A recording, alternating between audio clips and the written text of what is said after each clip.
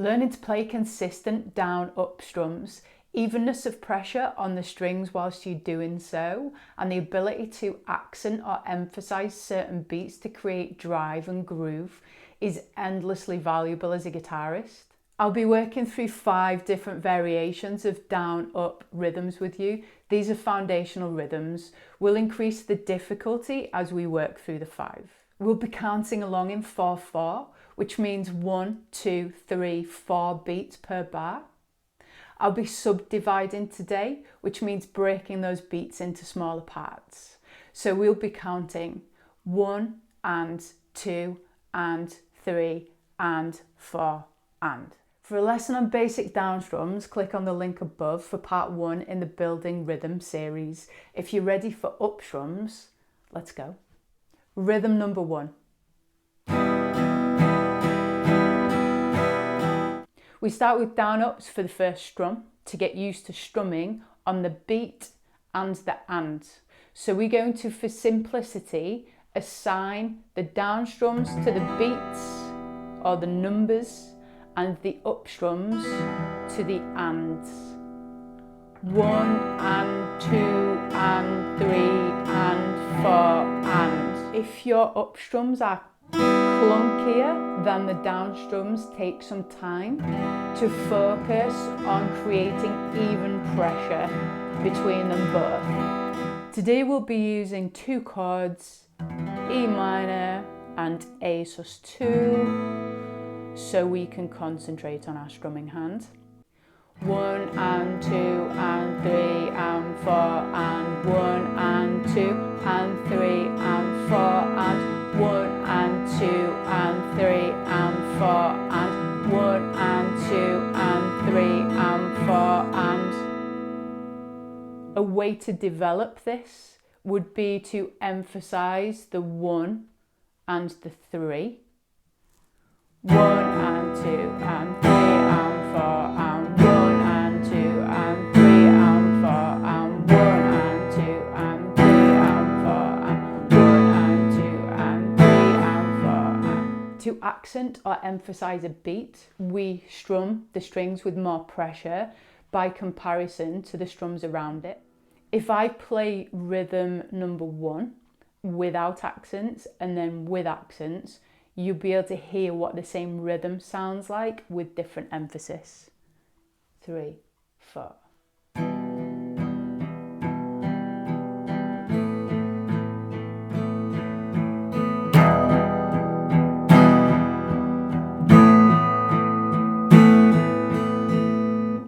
It creates urgency, it creates drama, we build the dynamics.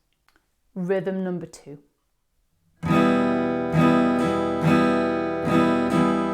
Down, down, up, down, down, up.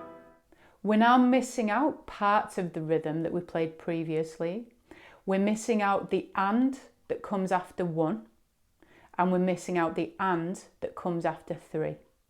So if I count along, 1 and 2 and 3 and 4 and. If I do this with the changing chords, 1 and 2 and 3 and 4 and 1 and 2 and 3 and 4 and 1 and 2 and 3 and 4 and 1 and 2 and 3 and 4 and. Again with the accents on beat 1 and 3 to create more drive and urgency. 1 and 2 and 3 and 4 and 1 and 2 and 3 and 4 and 1 and 2 and 3 and 4 and 1 and 2 and 3 and 4 and. Rhythm number 3.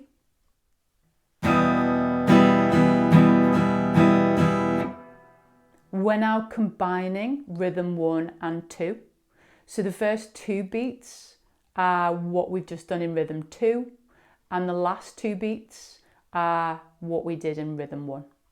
So we have 1 and 2 and 3 and 4 and. Play that with the chord change. 3, 4. 1 and 2 and 3 and 4 and 1 and 2 and 3 and 4 and 1 and 2 and 3 and 4 and 1 and 2 and 3 again with the emphasis on beats 1 and 3. 1 and 2 and 3 and 4 and 1 and 2 and 3 and 4 and 1, 2 and 3 and 4 and 1 and 2 and 3 and 4 and... Rhythm number 4. Here we're playing less strums than the previous rhythms, but the sparsity, the space between the strums, creates a more punctuated, percussive rhythmic sound. 3, 4, 1 and 2 and 3 and 4 and 1 and 2 and 3 and 4 and 1 and 2 and 3 and 4 and 1 and 2 and 3 and 4 and... Creating space in rhythms is really powerful. It gives our ears a rest.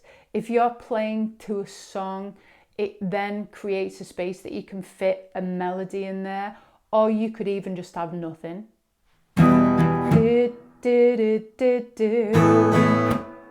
Do, do, do. Do, do, do, do, do. Rhythm number 5.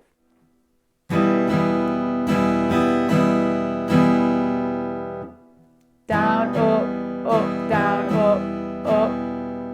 3, 4, 1 and 2 and 3 and 4 and... Playing that with the chord progression.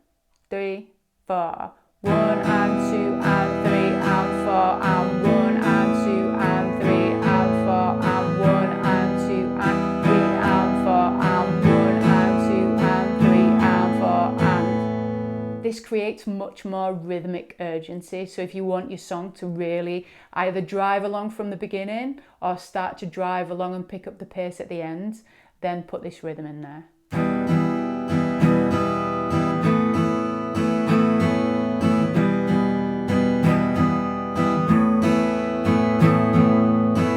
To get your head around the downs and the ups, if you can see my strumming hand here, I'm always moving down up anyway, because I want my hand and my pick or my thumb to be in the right position on the right side of the strings for what direction I want to go in.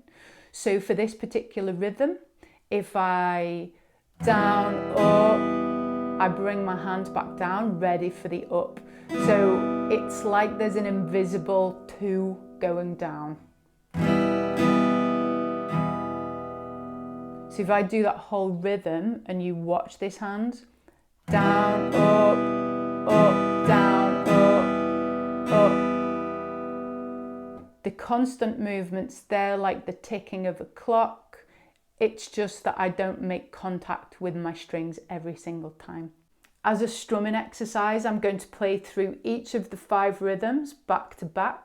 I'll play through each of them twice. So for example, rhythm number 1, I'll play the E minor to the Asus2, E minor to Asus2, and I'll do that for each of the rhythms.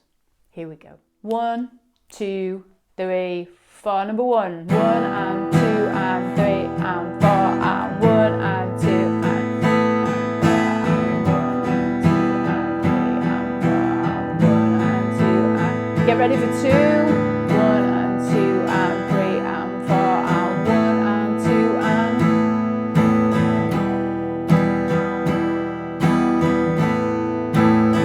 get ready for 3.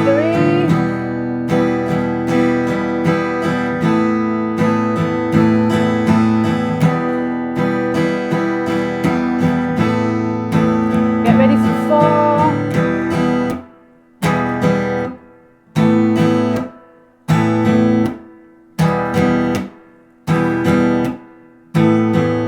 5.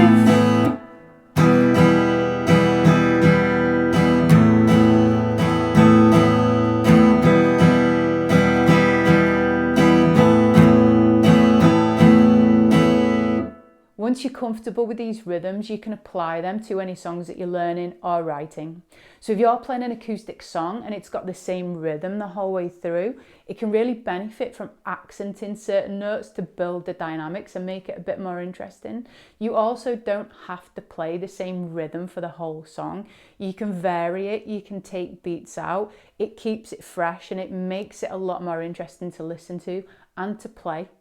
check out this pivot chord progression lesson here, learn the chord progression and come back and play it along with the rhythms that you've just been doing today.